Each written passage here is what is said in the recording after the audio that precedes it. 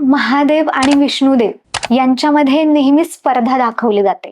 तर शैव आणि वैष्णव यांच्यातली ही जी स्पर्धा आहे किंवा यांच्यातला हा जो वाद आहे तो काय दर्शवतो, किंवा आपल्याच देवतांमध्ये हा वाद काय?